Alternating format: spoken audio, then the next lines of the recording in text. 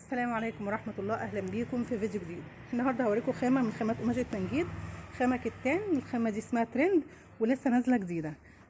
الخامة ديت بصوا في الشبه كده يعني، أو أقرب قماشة ليها هي التويت كشكل، بس كشكل النسيج كغرزة أقرب حاجة ليها تعتبر النسيج. أنا بقرب لكم أقرب شكل ليها، لكن برضو في فرق بينها وبين التويت.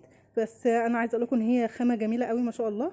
والقماشه لما بنمسكها من بعضها كده ونشد لا بتملع ولا بتخيوط، فما شاء الله خامه حلوه قوي، غير ان الوانها اصلا جميله. يعني الوانها بسم الله ما شاء الله حاجه كده محترمه.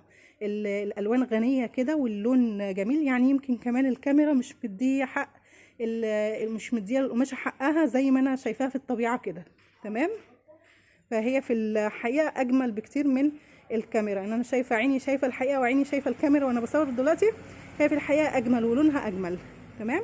فبالنسبه للالوان الرصاصي عندهم بيبدا من السيلفر الفاتح خالص لحد في يمكن 3 أو 4 أو 5 كمان درجات رصاصي. كده درجات ايه تحت بعضها كده لحد ما توصل للغامق. تمام. ده بالنسبه للقماشه.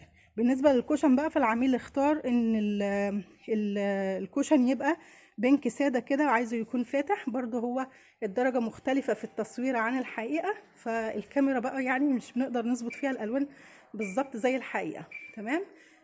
ده بالنسبه كده للقماش.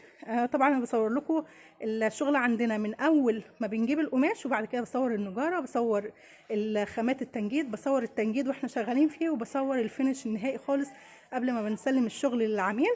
فان شاء الله استنوا الفيديوهات الايام اللي جايه ان شاء الله، فيديوهات التنجيد والنجاره والتنجيد والتشطيب وكل دوت هنا في القناه وعلى قناه فنون التنجيد بتاعت زوجي. ان شاء الله الفيديو يكون عجبكم.